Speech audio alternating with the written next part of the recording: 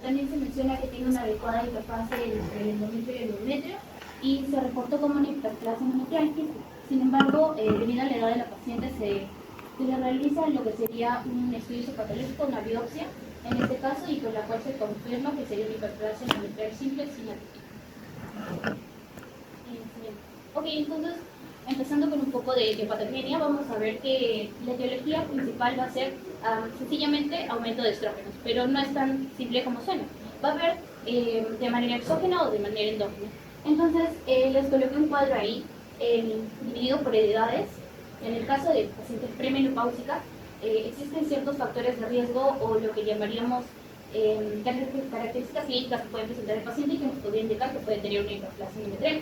Está el síndrome de ovario poliquístico y la anovulación crónica, que básicamente va a haber un aumento de lo que serían los andrógenos circulantes, y recordemos que por la enzima, la aromatasa, pues habría mayor estrógeno.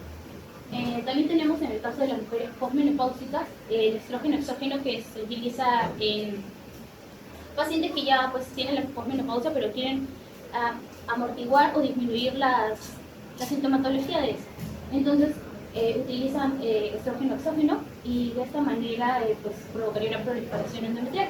Pero también tenemos el tamoxifeno, que básicamente se utiliza en lo que sería el cáncer de mama. En este caso del cáncer de mama va a presentar como receptores agonistas para estrógeno, pero en el caso del útero funciona como agonista, perdón, me confundí, y en el de mama es antagonista. Entonces puede hacer lo que sería la proliferación también.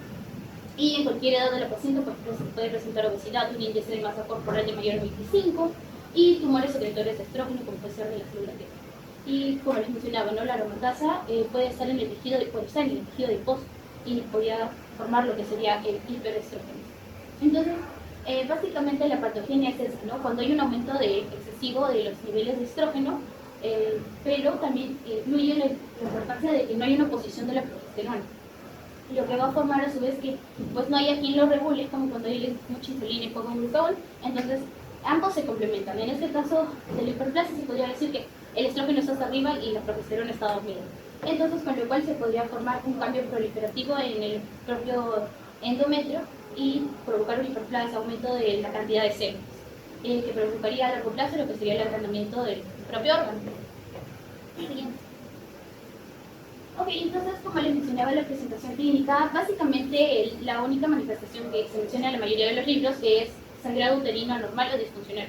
Y es algo bueno porque según los estudios epidemiológicos permite que las mujeres no lleguen a lo que sería el cáncer de útero. Entonces vamos a tener dos tipos dependiendo de las pacientes que se presenten, que puede ser el sangrado postmenopáusico anormal o un sangrado uterino persistente o recurrente, ¿no? Como les presentaba la pasada.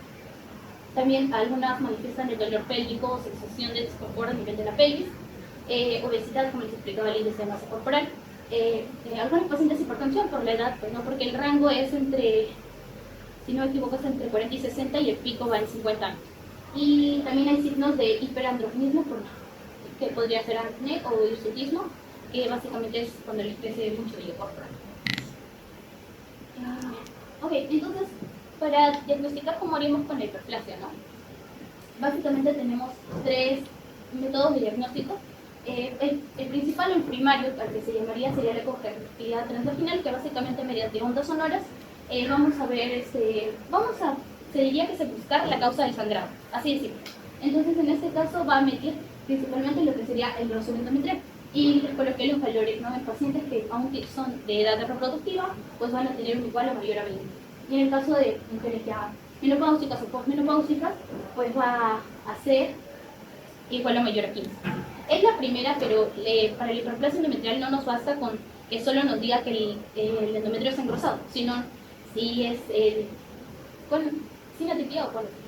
Entonces, para eso necesitamos una biopsia endometrial, en el cual se va a obtener un corte de tejido que se va a observar por microscopio, en el cual se va a ver la capa en sí, y que se va a realizar mediante una cánula para obtener el tejido mediante una succión.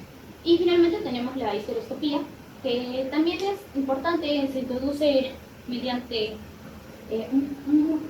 la cavidad una cámara que puede ver de manera panorámica ya el tejido, y de esta manera ya se puede ver el pedazo que queremos ver, ¿no? Se va a ver, pero no necesariamente es para hiperplasias, pero sí. Entonces, principalmente usamos este primero, luego seguimos con el otro para confirmar y opcionalmente, o si se cuenta con ese, el sexto. Siguiente.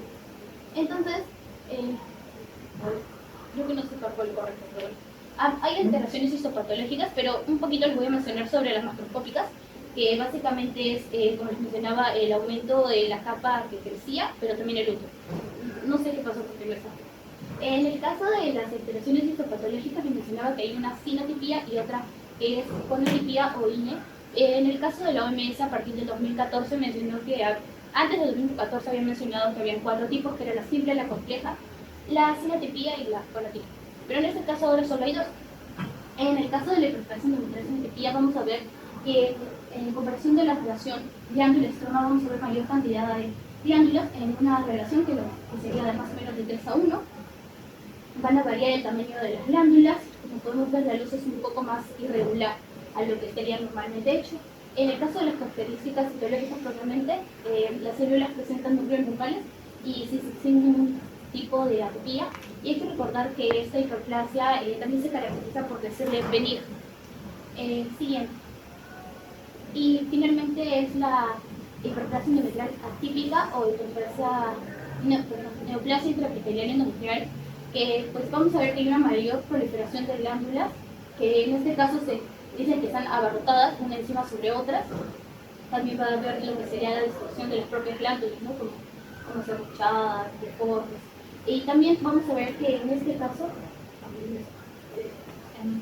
creo que no sé si se logra ver bien, pero ya hay una fusión entre las glándulas. Se empiezan a juntar debido a todas las abarrotadas que están. Sí. Ya. Y finalmente, en lo que serían las características psicológicas, nos menciona que los núcleos van a estar hipercromáticos, como podemos ver aquí. Va a haber un agrandamiento nuclear y el núcleo va a ser un poco más grande, o más grande que, bueno, grande, ocupando casi todo el plasma. Y finalmente, este tipo de hiperplasia es la que ya se llamaría premaligna o precancerosa. Y las referencias serían. Gracias. Muy bien. Muy bien. Ya después vamos a comentar cada uno. No lo cierre, delegado, déjalo abiertito. Y después vamos a reciclar. Tome asiento, señor. Gracias. Gracias.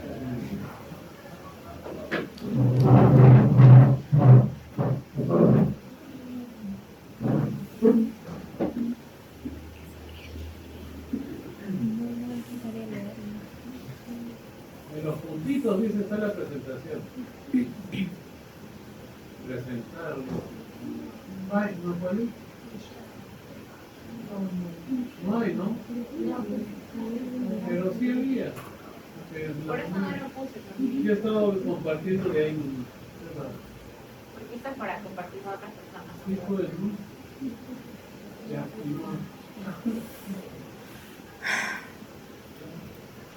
Bueno, no sé con todos.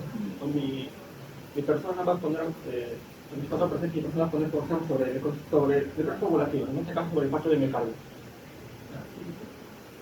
Aquí podemos ver los artículos que sé.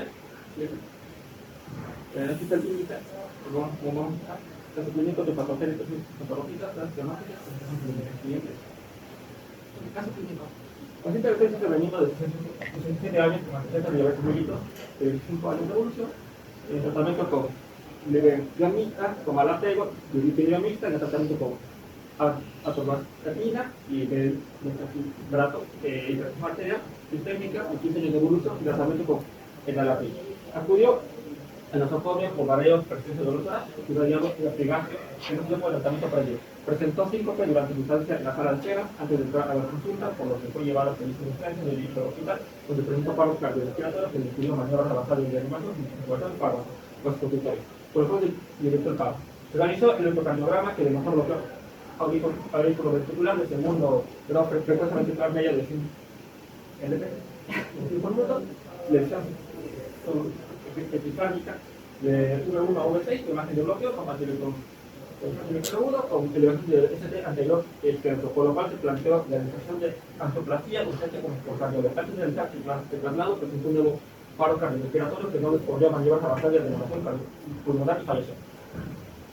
Ok, primero empezamos con la prestación clínica. Como hemos visto, la mujer señora tenía, pues, básicamente, un infarto de miocardio agudo con elevación del segmento ST. En este caso, tenía náuseas, diaforesis y tendría náuseas. Son los síntomas de infarto de miocardio. Como recordemos, las náuseas del infarto de miocardio se dan porque comenzaban por una estimulación vagal y porque generalmente se afecta la parte posterior del ventrículo derecho del corazón. Diaforesis se da por una sudoración excesiva, pero en el caso del miocardio. Por otro lado, prolongado, obviamente, porque el corazón está siendo afectado. Sinusina de Levain, cuando una persona normalmente siente dolor, y el dolor prolongado se empieza a agarrar aquí, empieza a agarrar así, y eso es el signo de Levain. Y la disnea se debe como es un infarto de miocardio agudo, obviamente se afecta por el ventrículo derecho. Se afecta el ventrículo derecho cuando se llama menos contracción, como hay menos contracción, menos se da, ¿cómo diría? Se da como, hace que mágicamente la sangre vaya más lenta y si la cosa hace que la sangre no hace como debería en la circulación pulmonar. Aparte de que también se podría un tipo de acumulación de líquido. Esto es lo que se llama el líquido también debido a esto de aquí. Ya, etiopatogenia. Ahora, en la etiología principalmente se da por aterosclerosis. Esa sería la etiología principal. Y los factores de riesgo que hemos visto son colesterol elevado, diabetes, hipertensión, obesidad y fumar. Eso es lo que hemos visto. En el caso de obesidad, obviamente, porque generalmente la mayoría de eso aumenta la cantidad de LDL, por eso como colesterol malo. En el caso de fumar, debido a que por la especie de oxígeno causa inflamación. Aquí, en la patogenia, podemos observar que los macrófagos, hay mucho LDL, básicamente el cuerpo, de macrófagos, los macrófagos llegan y empiezan a comerse el LDL. Depende de cómo se le dé los macrófagos, empiezan a liberar más, el LDL empieza a liberar más interleucina, llegan y sigue trayendo más macrófagos. Los macrófagos siguen viniendo, porque se da su sudoración, ruedan, porque empieza a y siguen viniendo, llega un momento en el cual se llenan de LDL, de macrófagos como LDL, la mayoría de macrófagos terminan muriendo, terminan siendo apoptosis, y se llenan de LDL. El LDL aquí, digamos, la arteria lo va tapando y en un momento se rompe la placa y viene se da como un corte. Al darse un corte, básicamente se rompe la placa, cuando se activan las plaquetas y en eso se activa la hemostasia primaria, la hemostasia de cuando se activan las plaquetas, la plaqueta primaria, se une al endotelio y se une la plaqueta se une al factor von Willebrand. Entonces, al unirse, activa las plaquetas empiezan a liberar ADP.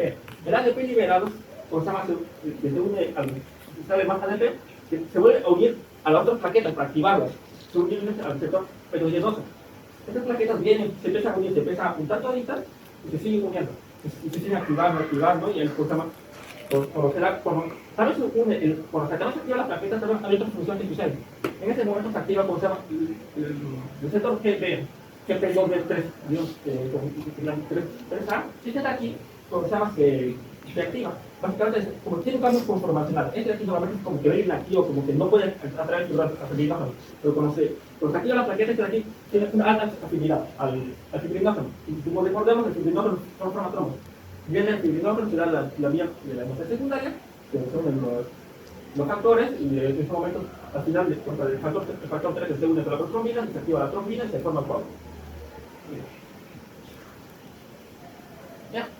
Al pasar eso, es una arteria. La arteria se tapa, básicamente, y en el corazón tenemos dos arterias, la arteria coronaria izquierda y la coronaria derecha. Son las principales que se tapan.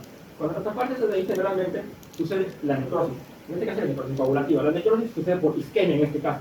Como podemos ver, la isquemia obviamente va a disminuir la cantidad de oxígeno, porque ya no va a haber sangre. O disminuye parcialmente. En este caso, el único era totalmente, porque era con elevación del segmento ST. Aquí podemos ver que disminuye el ciclo de Krebs, obviamente porque no va a haber oxígeno. Y también disminuye la cadena de transporte de electrones. Y eso hace que la especie de de oxígeno. Al de oxígeno, se causa un daño mitocondrial. Ese daño mitocondrial obviamente va a causar la disminución de ATP. Si no hay ATP, ¿qué pasaría? No funciona la bomba de sodio y potasio. que funciona como ATP. Si no funciona algunos otros pasos de sodio y potasio, obviamente va a aumentar el sodio intracelular. También el sodio intracelular, obviamente el célula va a intentar regular eso. Y por eso hace que el sodio salga y entre calcio. Aumentando el calcio, es un daño de membrana. Pero aparte de eso, también como no va a haber ATP, la célula va a intentar ganar energía de otra manera. Entonces empieza la glucosis aeróbica disminuye y aumenta la anaeróbica.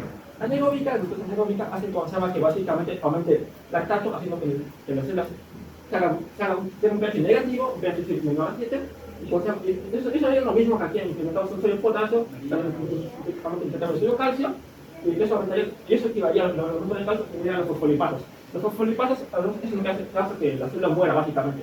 Los fosfolipatos actúan como un detergente que van cosas la barrera epitelar, básicamente la destruye. Bien. En la histopatología, en la tesis histopatológica, aquí podemos ver. Pueden ver cómo se llama aquí podemos ver cómo se llama un infarto de miocardio al primer día. Recordemos que los infartos de miocardio, si no son tratados a los 20 minutos, cuando se llama, se ve aquí cuando se llama se necrosa. Generalmente es entre 20 y 40 minutos el infarto de miocardio. En este caso podemos ver cómo se llama en esta parte que está sal. Básicamente son células que se llama los miocardios, son células apantalonadas, o sea, no son los núcleos centrales. Y aquí podemos ver cómo se llama que se da. Como mencioné antes, cuando se llaman los miocardiocitos, bueno, con el corazón late normalmente, ¿no? Pero como una célula de corazón del año miocardiocito, esta deja de tener su contractilidad, básicamente pierde la troponina D, la troponina C, y pierde un montón de sus proteínas que permiten que su función, que tenga su función, y aparte que pierde lo que lo protege. Y eso haría que salga su líquido, que salga todo lo que tiene. Aparte, como pueden ver, también empieza a pasar. Es todo, por eso tiene una forma acumulada. Ya, aquí podemos ver de 3 a 4 días. Básicamente, aquí ya dejaron de ser agudo. Nosotros ya deja de ser agudo, el otro día pasamos agudo. Una inflamación aguda. La inflamación es aguda, básicamente, se da una proliferación de neutrófilos. Como mencioné antes, será el rodamiento. El rodamiento básicamente es cuando los neutrófilos vienen, suben en la arteria, los nutrientes llegan a los neutrófilos y van pasando por la barrera epitelar. Este de aquí, esos neutrófilos liberan más factores más interleucinas que están en más neutrófilos y también eso trae los monocitos, lo cual esa cosa llama la inflamación de tipo la siguiente, la crónica. Aquí podemos ver cómo se da cuando los neutrófilos, los miocardiocitos son los miocardiocitos que ya están dañados, ya no tienen, ni siquiera tienen núcleo en la mayoría, como podemos observar. A ver, ni siquiera tienen núcleo. Están dañados, ya no sirven, ya murió. Ya fue una necrosis poblativa. Y podemos ver de 7 a 10 días, lo que se llama que ya casi ya no hay miocardiocitos. Aquí podemos ver cómo se llama tejido, cómo se llama fibroblastos y células mononucleares, que son monocitos generalmente, como dije, ya es una forma. Estamos en parte de inflamación producida. Aquí están los monocitos y los fibroblastos. En este caso, empieza el tejido, la formación del tejido de granulación, que es este. El tejido de granulación ya no tiene un tiempo fijo, ya es cuando ya el corazón ya tuvo su infarto y ya murió. No murió, más que todo que es un desarrollo y realmente ya perdió su función como tal, porque ya no se va a contraer. Este es el tejido de granulación, que podemos ver que está el comercial de Mason, y tenemos las fibras de colágeno, y tenemos otros microbios, y cosas y todo colágeno en general. Las pruebas diagnósticas. En la prueba diagnóstica tenemos cosas el EKG. Como mencioné, en este caso era un STEMI, o sea, era un infarto por elevación del semacrocenter. Si recordamos, existen dos tipos de infartos. El infarto de miocardio, el semacrocenter y el semacrocenter. En este caso, el transmural, el semacrocenter, será cuando la arteria se da una oclusión completa, cuando el trombo tapa completamente la arteria. El infarto no transmural, cuando el trombo no tapa completamente la arteria, y este no se da bien, como pueden ver, no es transmural, no es completo. El transmural tiene que tener toda la bandera del corazón.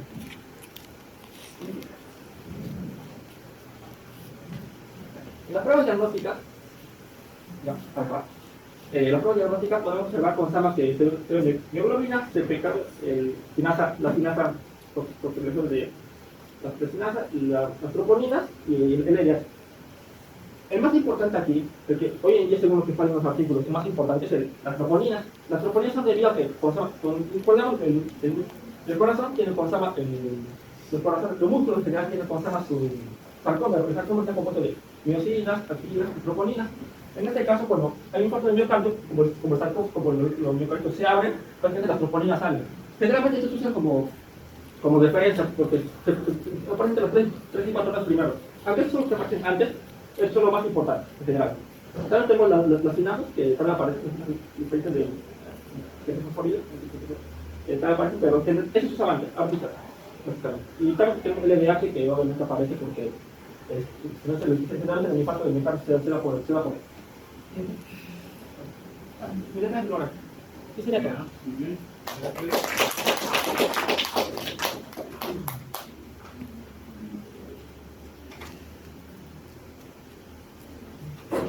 Ramiro.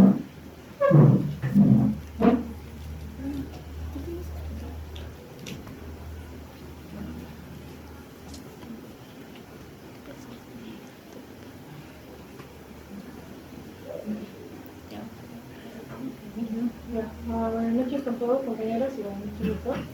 El tema del cual hoy exponer es acerca de la metaplasia de Barrett, mejor conocido como esófago de Barrett. Siguiente, por favor. El índice y el caso que es del año 2020. Siguiente, por favor. ¿Y con cuadradito de qué es? ¿Ah? Lo de arriba es el caso clínico, solamente para que vea de dónde tiene su PubMed y es del año 2020. No, pero ¿cuál es el artículo? A ver. El artículo es o sea, está cuadradito del nombre. No, pero ¿cuál es el nombre? Si el consumo, bueno, si el fumar cannabis aumenta el riesgo de padecer esófago de Barrett. Ah, ya. ¿Qué fuera? Ya.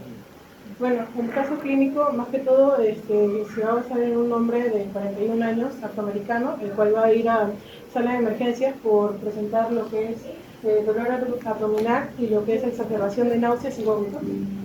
Durante los últimos 2 años, además menciona que era fumador activo, es decir, fumaba de 2 a 3 veces al día en los últimos 20 años. Asimismo, se le realizó una tomografía computarizada en la cual se observó una gran hernia hiatal con un engrosamiento marcado del esófago distal y de la unión gastroesofágica. Asimismo, también se mencionó que tenía los signos vitales estables y también que no tenía un índice de masa corporal elevado, es decir, no tenía obesidad.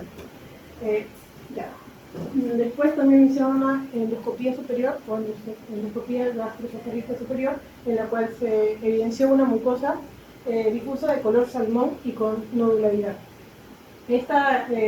La histología, es decir, la biopsia que hicieron del epitelio, mostró una mucosa columnar con metaplasia y de células intestinales.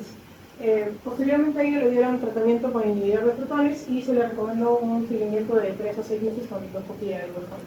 Siguiente, por favor. Para lo que son las manifestaciones clínicas, los voy a relacionar con lo que es la patogenia, para que se pueda entender por qué se da. Sin embargo, hay que tomar ciertos datos importantes que se mencionan en el caso clínico.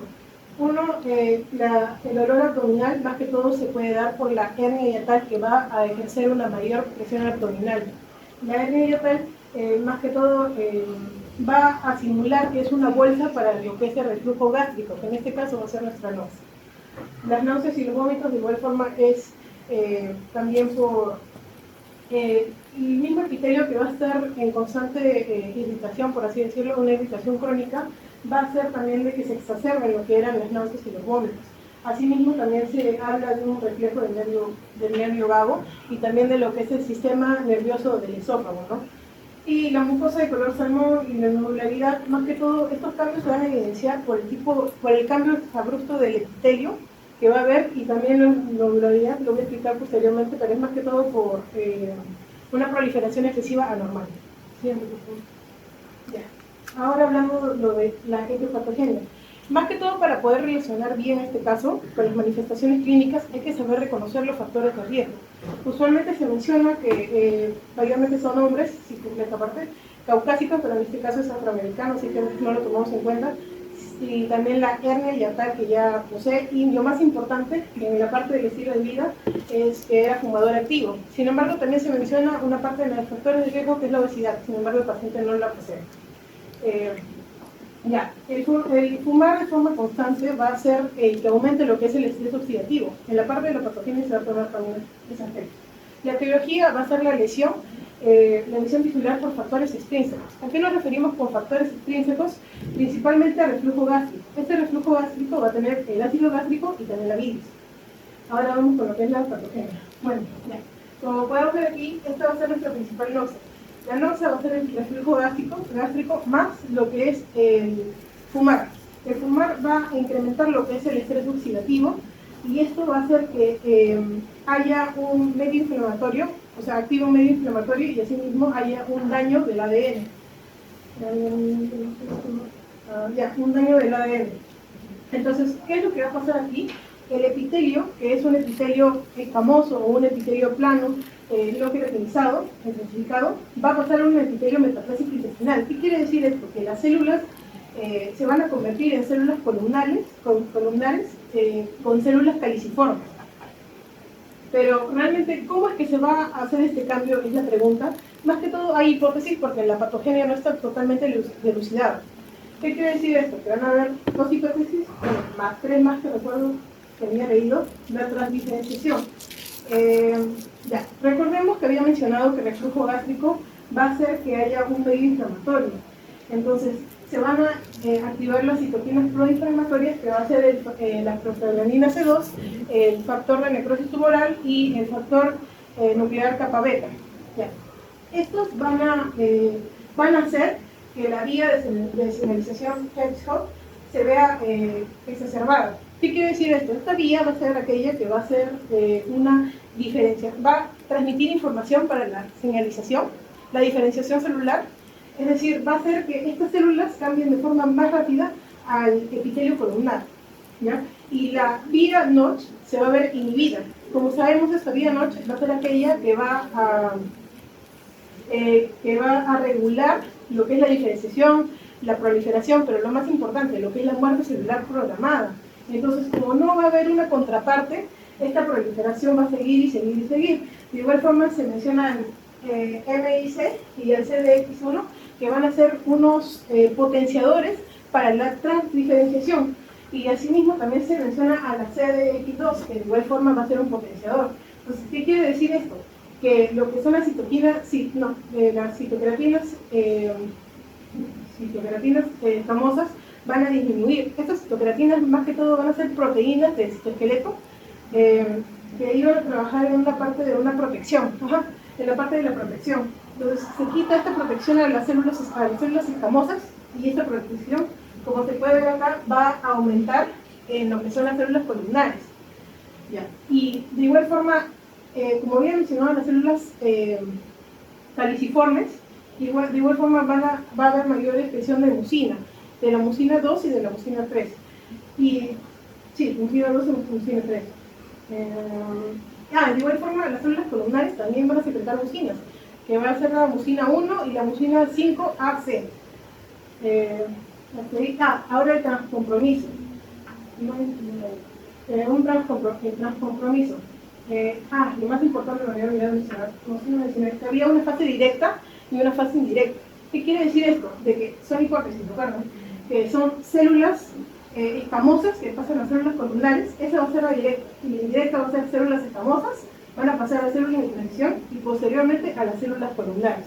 En cambio, el transcompromiso va a hablar de otra teoría, de las células madre, las células progenitoras inmaduras que van a pasar posteriormente a ser células columnares. Realmente no se sabe mucho por qué, pero es como hay una reprogramación de estas, y esto más que todo también se va a ver en lo que son las glándulas esofágicas, ya que estas células madres van a empezar a clonarse y a reprogramarse, y ahí no se explica muy bien qué es lo que pasa, pero eso es lo que empieza a hacer el transcompromiso.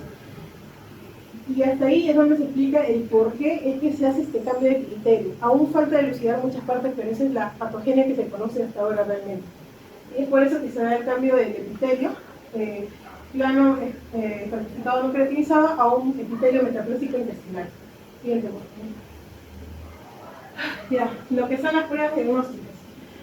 Bueno, la gold estándar siempre, bueno, por ahora es la endoscopía gastrointestinal alta con biopsia. Sin embargo, este es más invasiva y a la vez es costosa, pero sus resultados también son muy buenos porque se puede obtener una buena muestra de biopsia. O sea, ¿cuál es la utilidad? Ayuda a determinar la extensión del tejido afectado y más que todo para reconocer la severidad de las alteraciones.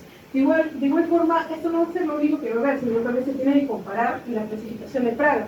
¿Qué quiere decir esto? La extensión circunferencial que va a tener la lesión y la extensión máxima para saber en qué grado está. Si estamos de frente a una metaplasia, a una displasia o ya en un adenocarcinoma. Para posteriormente saber qué tratamiento se le da al paciente o si se le tiene que hacer un seguimiento. ¿Bien? Ya. De igual forma se mencionan dos pruebas diagnósticas más, que es la endoscopía transnasal sin sedación, que es menos invasiva. Sin embargo, ¿cuál es su contraparte? Que las tomas de biopsia van a ser menores o si no, no se va a poder realizar. Sin embargo, de igual forma es una prueba diagnóstica para poder confirmar si hay cambios en el epitelio o también puede ser usado como para una evaluación continua.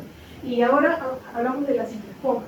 La cicloesponja es algo nuevo realmente, es de un artículo que está del 2020, si no me equivoco, que menciona que no es para nada invasivo en realidad, solo lo colocan y este va a recoger las células y después van a pasar pruebas inmunohistoquímicas para detectar un marcador molecular que es el TTF3, que es para saber si son células ya un marcador molecular de intestinalización, o sea, para saber si ya están en el epitelio metaplásico, ¿no? Y los resultados, bueno, es lo que mencioné anteriormente y le recojo, ¿no? Siguiente, por favor.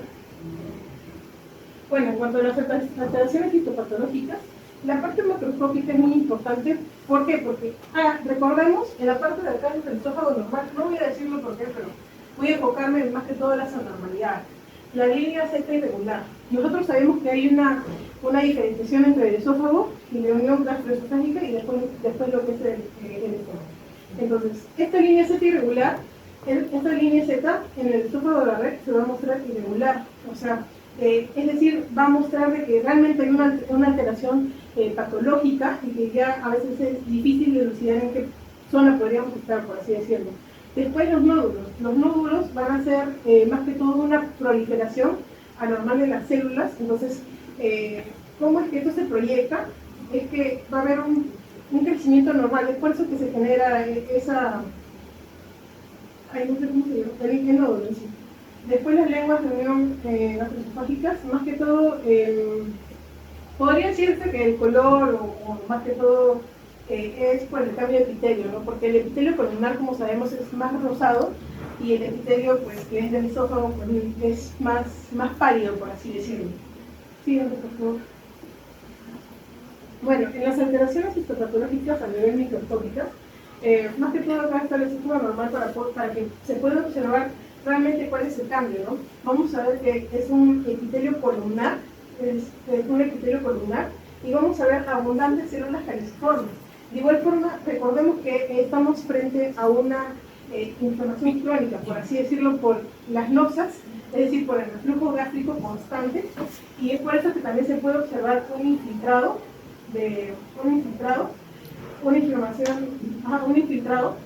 y me había olvidado de mencionar, también se van a empezar a formar lo que son una especie de criptas que van a ser bien profundas. Y sí, eso sería todo con respecto a la red. Gracias. Abajo la referencia bibliográfica y eso sería todo.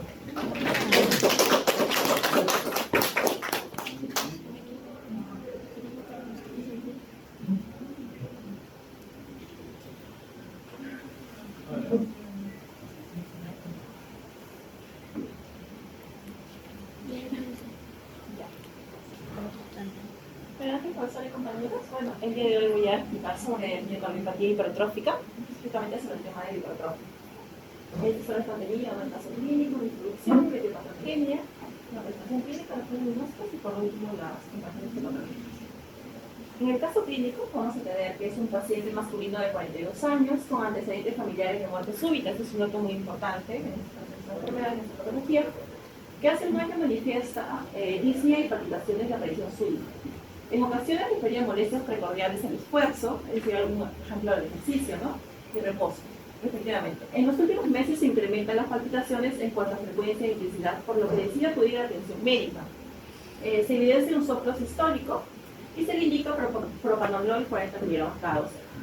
Se le deja en la sala de observación, donde en horario de madrugada presenta una arritmia ventricular maligna en la respuesta, en este caso, bueno, vamos a ver los exámenes físicos, que se encontró lo que es un latido de la punta prominente desplazado lateralmente, es decir, que podía el médico palpar la parte de la punta del corazón. Vamos a ver un poquito en el caso de la introducción sobre esta enfermedad de miocardopatía hipertrófica. En este caso, esto es una enfermedad en la que da una hipertrofia ventricular izquierda no explicada, ya que no tiene como causas las anteriores conocidas, por ejemplo, la hipertensión, ¿no? O valvulopatías o defectos cardíacos congénitos, ya que esto se debe a lo que es un problema genético y por antecedentes familiares. Y justo como mencionaba el caso, mencionó que este paciente tenía ya familiares con esa, que habían sufrido muerte súbita, ¿no? Este es un dato interesante.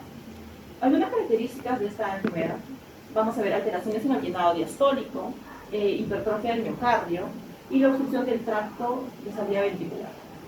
También es que esta miocardiopatía hipertrófica es una de las principales causas de muerte súbita, por ejemplo, en deportistas, ¿no? En individuos jóvenes. Siguiente, por favor.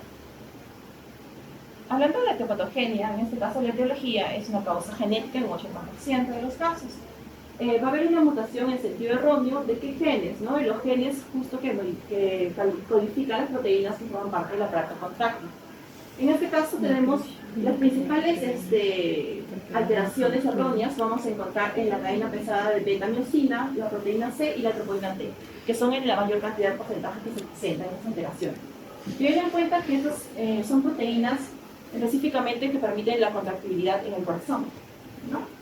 Vamos a ver que, bueno, acá tenemos acá una tablita porque son diferentes genes. En sí hay una tabla de genes amplia, pero estos son los principales. ¿Y cuáles son los genes específicos que sintetizan esta proteína? Son el MIH7 y el MIBPC3, ¿no? Va a aumentar el consumo de energía, un equilibrio energético negativo, aumento de la activación de los miofilamentos igualmente, ¿no? Y aumento, por lo tanto, de la hipercontractibilidad. Siguiente, por favor. Y un poquito de la patogenia, esta es la parte de la etiología de la patogenia, es que ya que hay una malformación, en este caso del sarcómero, por los genes, ¿no? En este caso, el corazón va a tratar de compensarlo. Entonces, el músculo cardíaco va a hipertrofiarse a recibir mayor esfuerzo, porque las proteínas, en este caso contráctiles, no están funcionando adecuadamente, ¿no? Y se va a hipertrofiar tanto la parte del tabique interventricular como puede ser también lo que es el ventrículo izquierdo en este caso. En este caso va a haber una hipertrofia en el ventrículo izquierdo, el llenado diastólico va a haber una dificultad en el llenado diastólico, en la relajación del músculo, ¿no? Y también va a haber una dificultad en la obstrucción de la salida, en este caso del flujo sanguíneo del ventrículo izquierdo. En las presentaciones clínicas, por esa misma dificultad que va a presentar de la obstrucción en la salida del flujo sanguíneo, va a ocasionar lo que es disnea, ¿no? Dolor torácico, esto es lo que presenta el paciente, mareo y palpitaciones. En lo que son los signos, lo que va a poder ver, en este caso, identificar el médico, va a ver lo que es la palpación del impulso cardíaco y el soplo sistólico.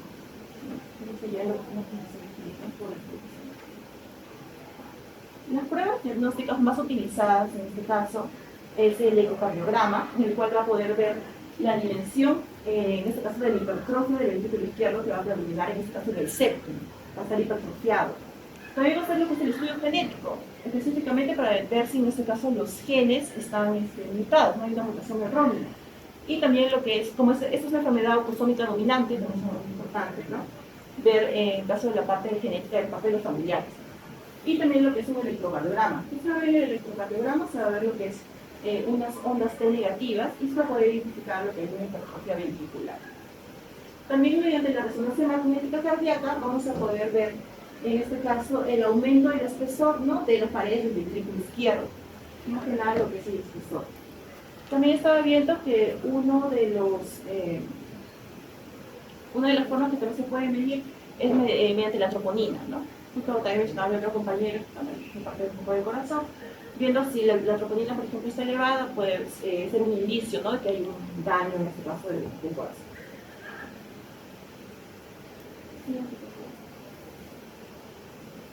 En las alteraciones histopatológicas, de manera macroscópica, vamos a poder identificar claramente lo que es el tabique, por ejemplo, ventricular, ¿no? Se ve totalmente hipertrofiado, tiene un mayor aumento de tamaño. Acá igualmente, este es otro libro, hipertrofia asimétrica, porque no va a ser necesariamente todo el tabique de la misma forma hipertrofiada, no va a haber diferente desproporcionado, va a ser asimétrico. Igualmente en la parte de acá, igualmente se va a ver lo que es el tabique que sale, ¿no?, protruye hacia el tracto anterior del ventrículo izquierdo. Y también lo que se ve con una flecha es una placa fibrosa endocárdica, ¿no?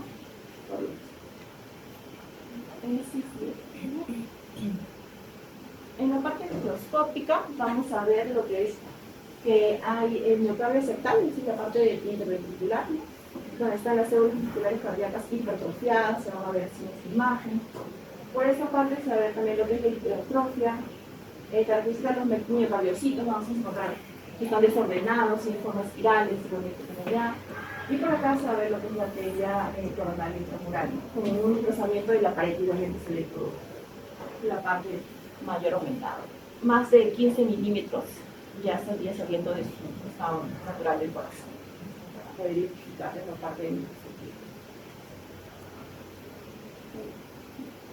Y eso sería lo que sería referencia hidrográfica para este caso y las imágenes.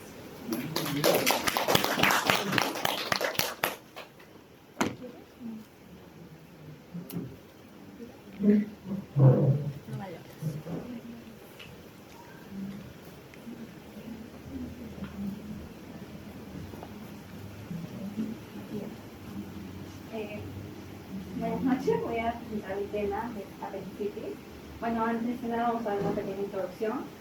Que primero el apendicitis es la inflamación del apéndice fecal, que es un tipo aguda más que nada, ya que debido a la obstrucción de la luz apendicular, esto va a ser la causa más principal. Y también dice que principal emergencia es la apendicitis como principal emergencia quirúrgica abdominal, y acá mide de entre 2.5 a 3 centímetros. Y en el siguiente papel.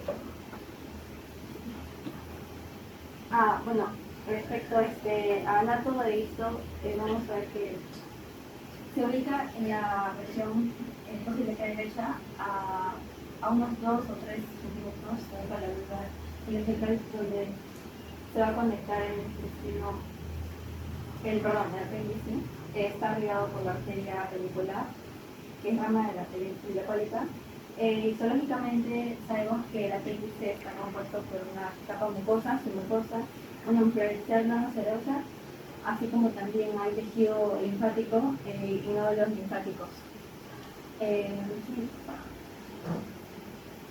Bueno, también vamos a ver que hay ciertos cambios morfológicos que más que nada se van a caracterizar por la destrucción de la mucosa, submucosa y las capas musculares externas, y esta ruptura de las células va a provocar daños en los vasos sanguíneos y en la pared apendicular, así también como puede haber lesión de la serosa. Y como podemos ver en esta imagen, la luz de la mucosa, hay como un infiltrado de neutrófilos, entonces habrá una pérdida de epitelio. En esta segunda imagen hay un epitelio semi-conservado y hay una mucosa con destrucción aún de neutrófilos. En la otra imagen es la capa muscular con infiltración de neutrófilos. Y en esta última imagen vamos a ver que en la zona 2 hay una hemorragia en la periferia del folículo, que es una también visualiza. Y en la zona 3 hay una necrosis del folículo. Siguiente, por favor. Bueno, en la etiología vamos a ver que primero habrá una obstrucción del dominio apendicular, y estas pueden ser por diversas razones. Primero, en niños habrá por cuerpos extraños que se pueden encontrar objetos ingeridos como semillas que van a destruir el lumen de la mente, y también que en hiperplasia el tratamiento el tejido interno de la hélice puede hipertrofiarse, especialmente en niños, y también en casos adolescentes, así fuera subiendo la luz. Y en jóvenes se va a presentar tumores, carcinomas, que estos van a hacer que el apéndice o en el área cercana pueda subir la luz. En adultos, los fecalitos, que son masas duras de fecal que se forman en el lumen del apéndice, y esto causa daño, pero más que nada de manera general. Si bien la obstrucción es la causa principal, también la infección bacteriana va a influir, ya que hay bacterias como Syphilis strictura y la Enterovirus vermicularis que van a causar esto. La siguiente, por favor. Ya, bueno, en patogenia, vamos a ver que el primer punto, como siempre, la obstrucción del lumen y esta obstrucción del apéndice. Aparte de eso, tenemos la proliferación bacteriana, que va a ser en el lumen apendicular, lo que va a aumentar la inflamación y la presión. Y respecto a la inflamación, diremos que la presión creciente en el apéndice provocará inflamación en la mucosa por hiperemia y isquemia. Y lo que es isquemia y necrosis, veremos que la isquemia, la inflamación y la presión va a aumentar, va a haber una reducción del flujo sanguíneo en la pared del apéndice, entonces y así va a dañar más el tejido. Y entonces con la necrosis es que la isquemia y la infección pueden conducir a esto, que es la necrosis, que es la muerte celular de la pared del apéndice, y como complicaciones podemos ver que la apendicitis puede ser grave y potencialmente mortales, causando peritonitis, también abscesos, una trombosis portal y sepsis. Bueno, el caso clínico era que se presenta el caso clínico de un paciente de 27 de edad con antecedentes de buena salud que acudió al hospital universitario Amalia Simoni de San Manuel por presentar desde el día anterior dolor en el epigastrio, ya que sabemos que este dolor se irradia, ¿no? Empieza acá en el epigastrio y después se va a ir para la posibilidad derecha, donde ahí va a ser el dolor. Entonces, el cual se intensificó posteriormente, además de 2 vómitos de contenido alimentario, fiebre de 38 y anorexia, que fue ingresado con criterio quirúrgico y diagnosticado presuntivo de apendicitis aguda no complicada. Los antecedentes patológicos personales y familiares no aportaron datos de interés, y podemos saber acá sus cambios físicos en la temperatura, en el pulso, también exámenes complementarios que les van a la hemoglobina.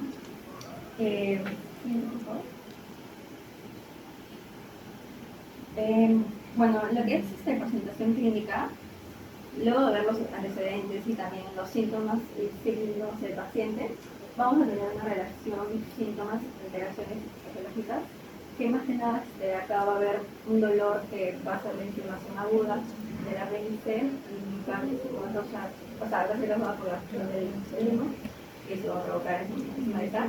Y también tenemos lo que son vómitos, ya que la inflamación del apéndice puede estimular la inflamación del que va a provocar náuseas, y estas personas van a tener sus malestares. También tendremos fiebre, que es la respuesta inflamatoria a la infección en el apéndice, ya que las sustancias que elevan la temperatura corporal van a causar eso. Y también la anorexia, que es la falta de apetito, que va a ser como una molestia con el paciente más que nada, porque va a disminuir su apetito. Y por último, los neurocitos y el polimorfismo, los polimorfos nucleares, que son cosas inflamatorias ante ello. Y en las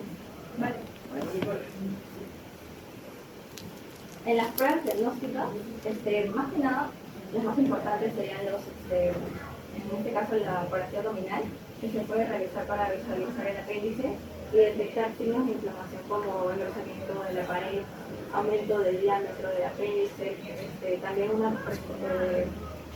podemos juntar líquido en la pelvis y facilitar en la compresión. También la tomografía abdominal. Esto se puede realizar en casos donde la ecografía no sea tan concluyente, en pacientes obesos más que nada, y para descartar también otras patologías. Y estas permiten, más que nada, o sea, haber una presencia de la inflamación y grasa en una sinusitis complicada. Esto nos ayuda más a descartar otras enfermedades, ya que es como un examen más completo. ¿Siguiente foto? Bueno, en últimas alteraciones psicopatológicas, antes vamos a ver una inflamación aguda que en la hiperemia se observaría un aumento del flujo sanguíneo de la pared del apéndice con confusiones de vasos sanguíneos y el engrosamiento de las paredes. Esto se debe a la fase inflamatoria local, lo que causa la vasodilatación. También vamos a ver edema en el espacio intersticial, se encontraría extendido por la acumulación de líquido y van a expandir el tejido. Y este edema es resultado del aumento de la permeabilidad vascular y la extravasación de líquido desde el torrente sanguíneo. También vamos a ver un infiltrado inflamatorio que se encontraría una presencia abundante de neutrófilos en el tejido inflamado, junto con algunos linfocitos y células plasmáticas, ya que los neutrófilos serán los leucocitos predominantes y así van a ir reflejando la inflamatoria.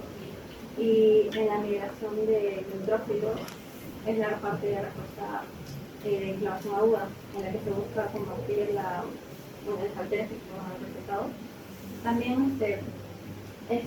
vamos a ver lo que es necrosis, un aspecto isquémico, ya que la zona de necrosis presentaría un aspecto de esta manera con ausencia de núcleos celulares, y la isquemia es causada por la comprensión de los vasos sanguíneos, y va a llegar a la muerte celular, y también tendremos borde de inflamación, que en la zona necrótica estaría rodeada por un borde de intensa inflamación aguda con un filtrado de neutrófilos y células neutrófilas, y también pueden presentar algunas ulceraciones, una ulceración. Y siguiente foto. Necesito las diferencias.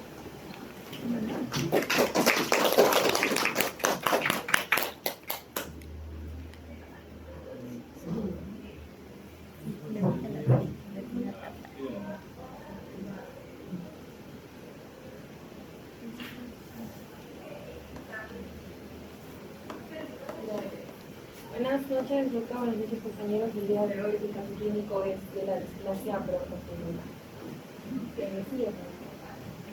Una breve presentación clínica es que hay una paciente prematura que nació de 25 semanas. Su madre tenía eclampsia, es por ello que se hizo una cesárea de emergencia. La bebé nace pesando 430 gramos. Y su primer diagnóstico fue el síndrome de dificultad respiratoria aguda. Es por ello que requirió ventilación mecánica y oxigenoterapia. En el segundo día presenta hipertensión pulmonar. También hizo descompensación pulmonar y volvió a reingresar a las 24 semanas de vida. Y ahí hizo una sepsis con la línea central venosa y fue tratada con antibióticos.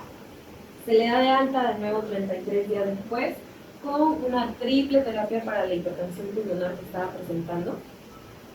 Y también a los 9 meses de vida se le hace una biopsia y ahí es cuando se le hace el diagnóstico de displasia broncopulmonar, ya que la bebé estaba presentando infecciones respiratorias recurrentes. La etiología sería multifactorial, porque hay factores tanto prenatales, postnatales y otros.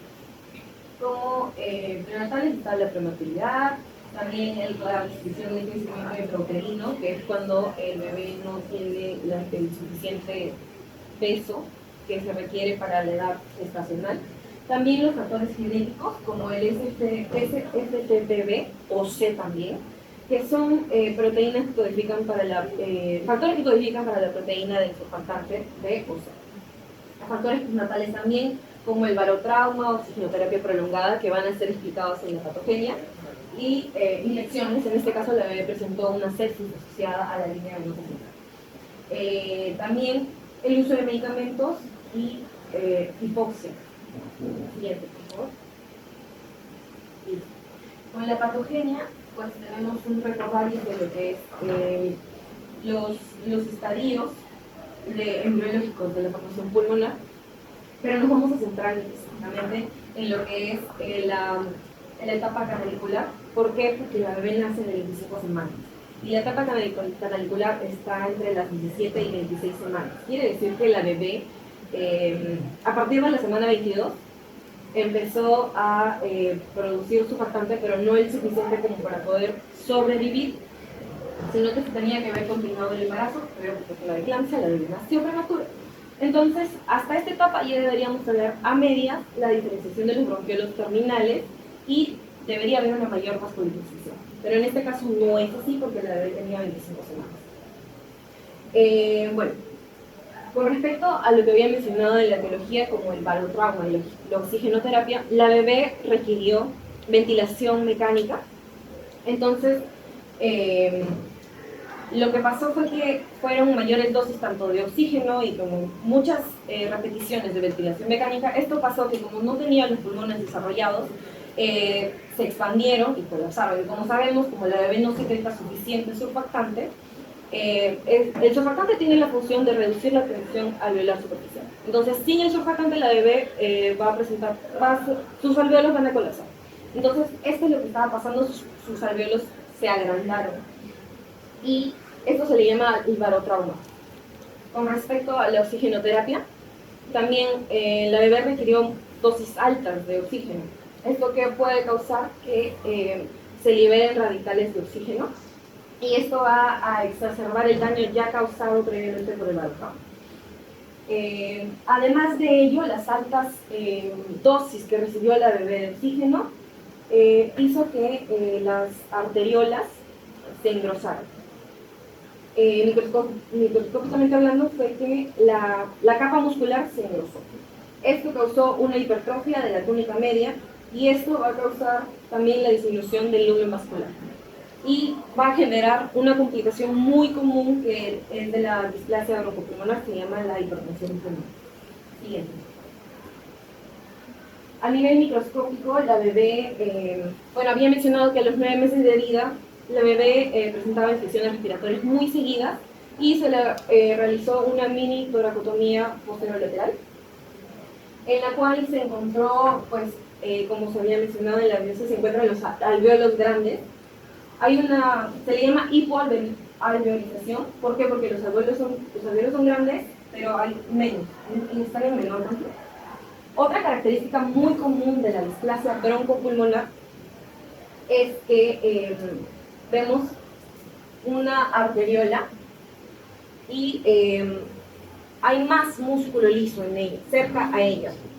Entonces esto se le hace una característica muy común de la displasia broncopulmonar. Otra complicación común de la displasia broncopulmonar es la hemangiomatosis capilar pulmonar, que podemos ver que hay una proliferación de capilares y esto fue lo que pudo llevar al diagnóstico de la bebé que tenía displasia pulmonar, también teniendo en cuenta la etiología que era la prematurez. Siguiente, por favor. Bueno, esta imagen es con fines didácticos. Este fue ya a una autopsia de un bebé que falleció por tener displasia broncopulmonar. Fue mucho más prematuro que la bebé de 25 semanas. En este caso, en la autopsia se mostró una palidez del pulmón. Era un pulmón muy rígido y también habían secreciones en la tráquea. Siguiente, por favor.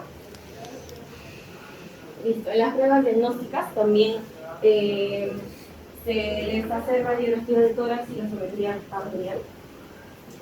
Con respecto a la radiografía de tórax, se ve la hiperinsuflación, que está caracterizada por dos cosas, que podemos ver el aplastamiento de los midiafragmas y también los arcos costales están horizontalizados. Y también hay fibrosis. En este caso la bebé no presentó fibrosis. En la biopsia no se menciona aquí, no hay fibrosis. También hay gasometría arterial. Pues la bebé tuvo hipoxemia, que es la disminución parcial de oxígeno. Hizo hipercapnia, que sería el aumento de las emisiones de dióxido de carbono. Y debido a la hipercapnia, la bebé empezó a hacer acidosis respiratoria también. Siguiente, por favor. Las manifestaciones clínicas, como signos tenemos disnea, diaporesis, dificultad para ganar peso y pues se podía observar que la bebé estaba muy irritable, tanto que estaba pues, pasando por muchos tratamientos. También como síntomas estaba la hipoxia, hipercapnia, cianosis, hay estertores crepitantes y sibilancia. Siguiente, por favor.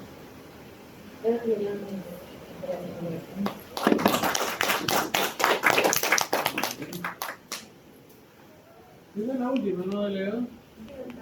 Ya, ahí vamos a empezar por la última, ¿no? Para hacer alguna, para el futuro, para lo que viene sobre todo, ¿no? Y a ver, ya, avanza por favor, hasta ahí no hay problema.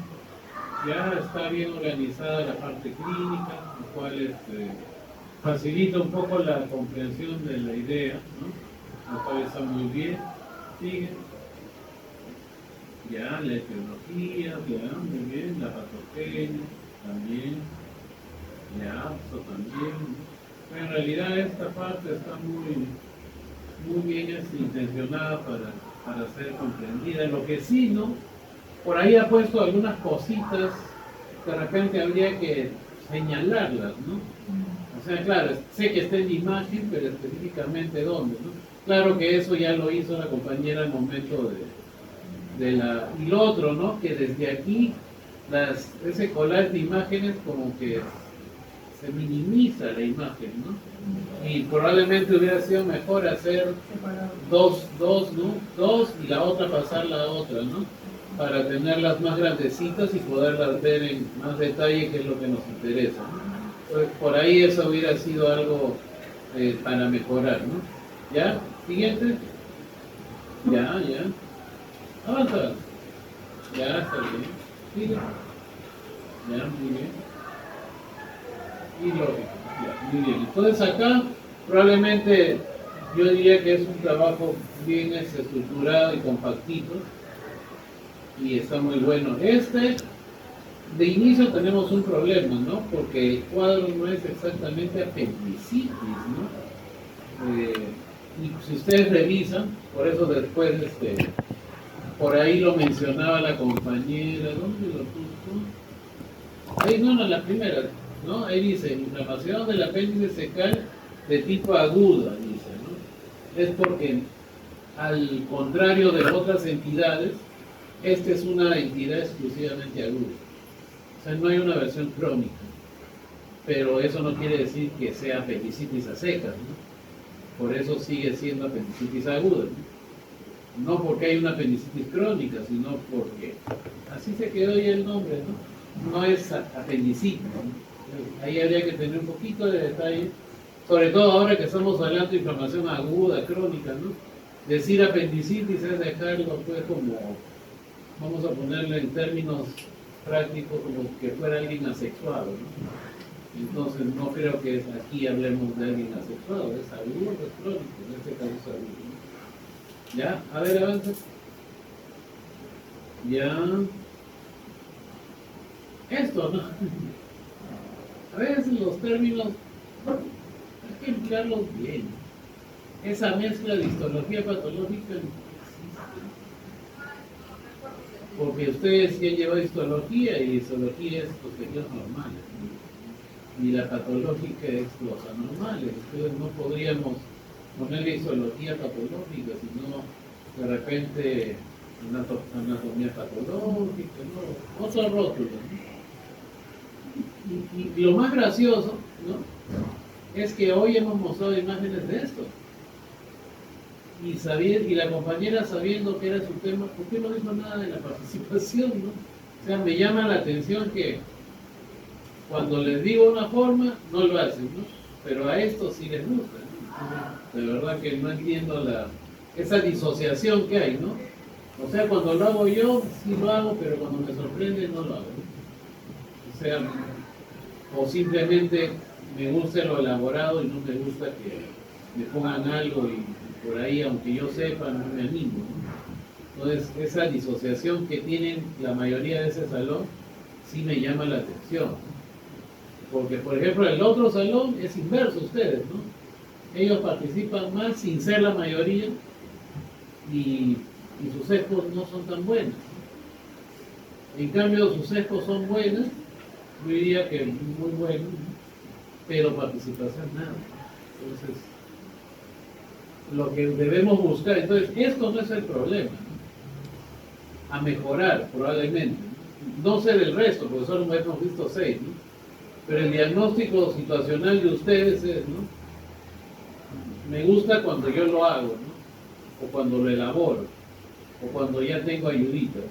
Pero cuando me sorprenden, no, me escondo. Entonces tienen ustedes que trabajar en eso, ¿no? En que tienen que salir a la luz, no pueden estar escondidos. Porque, seamos sinceros, el médico no es para estar en un escritorio o estar en teleconferencia atendiendo pacientes por Zoom, ¿no? Por teleconsulta, ¿no? No vamos a hacer telemedicina siempre, ¿no? Si no, ya nos vamos a volver unos cuantos megabytes y se acabó, ¿no? Y creo que eso no es el mundo real. Por más que a muchos les guste el mundo virtual, tenemos que salir al mundo real, que es lo que yo les estoy pidiendo, pero parece que no me entienden. Entonces, mírense ustedes mismos, ¿no? Analícense ustedes mismos como grupo, ¿no? Entonces, como grupo, yo veo al otro y digo, ellos de 19 participan 7. Este grupo de 19 participan 3. Entonces, el otro grupo, digamos que tiene mejor participación, pero menos elaboración. Ustedes tienen más elaboración, pero menos participación. Entonces tenemos que trabajar en la participación. Y lamentablemente yo pensé que ese era ya un tema superado ya por ustedes, ¿no? Yo a muchos de ustedes los conozco de antes, ¿no? Sé de lo que son capaces, ¿no? En el buen sentido de la palabra, ¿no? Y algunos me confirman algunas cosas, ¿no?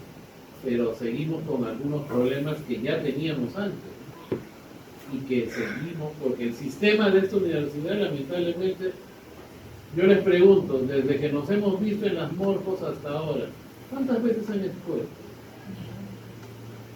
Yo no creo que no. Pero no parece, porque si ya expusieron, ¿por qué le tienen miedo a salir adelante a explicar una imagen histórica? O papel.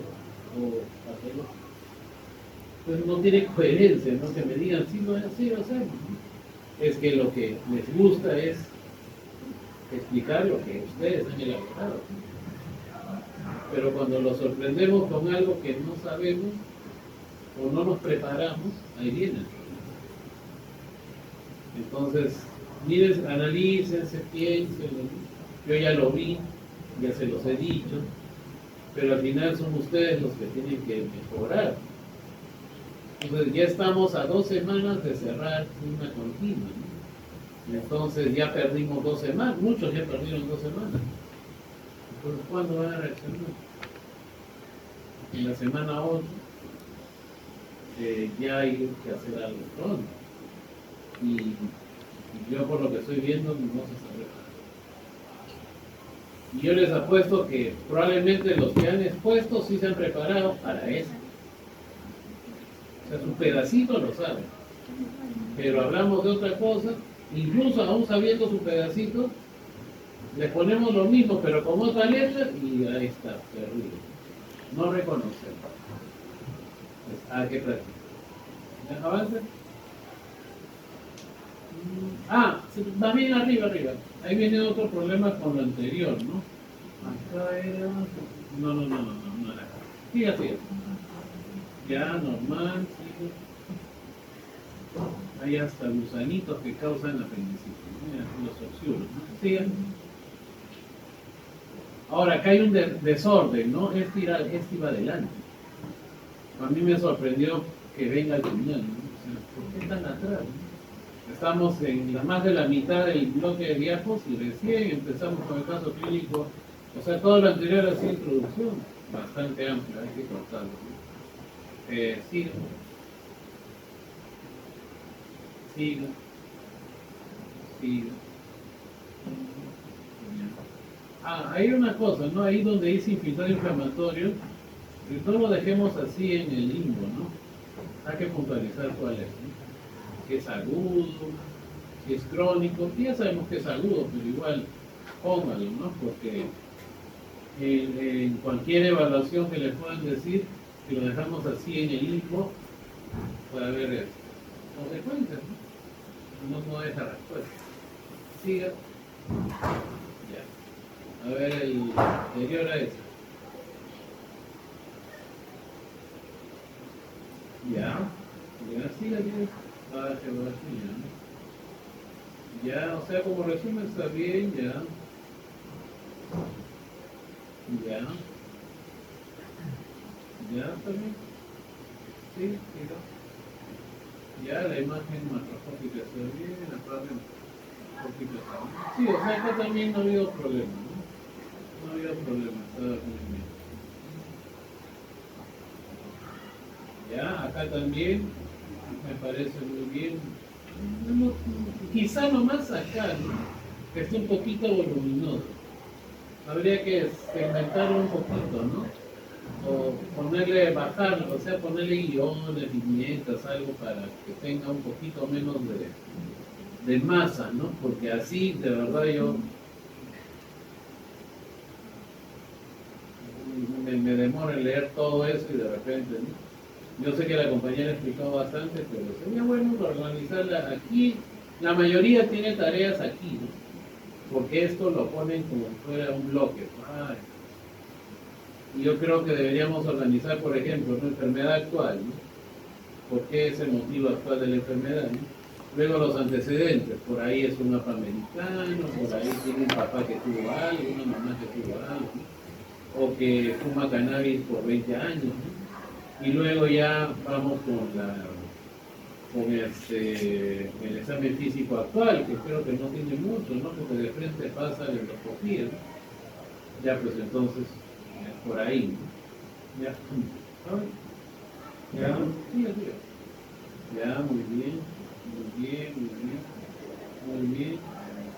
Sí, acá no hay problema, solo la a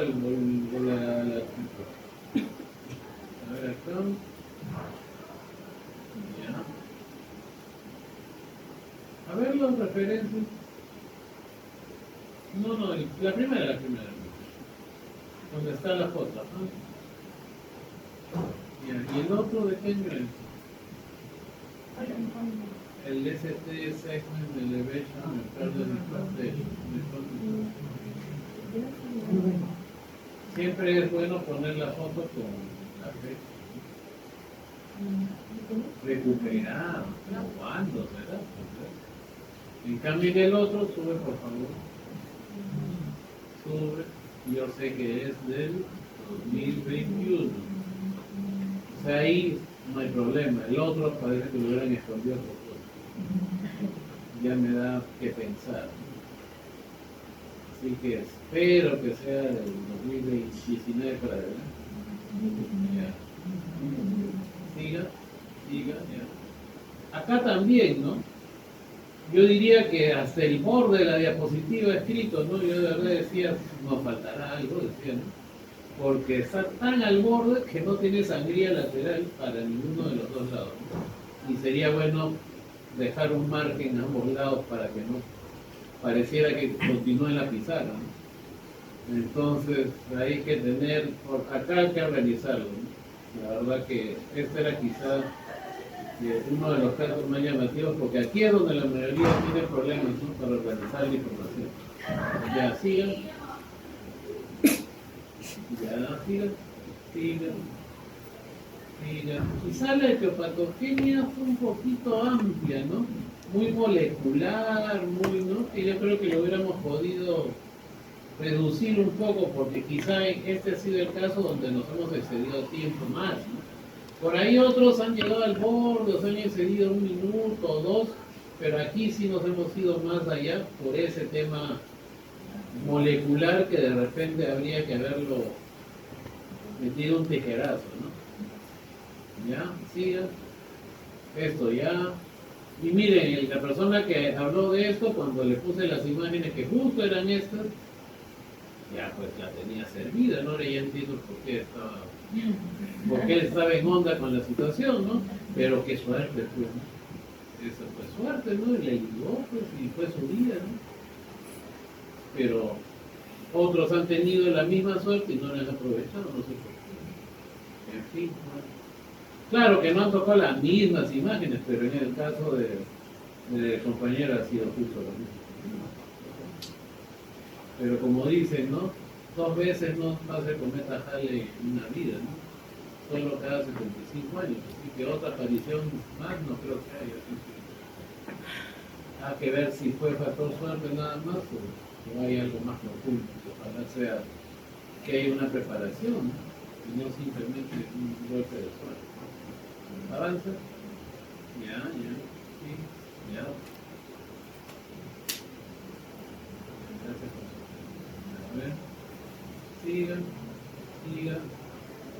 Siga. Acá también, ¿no? Miren, el mismo problema.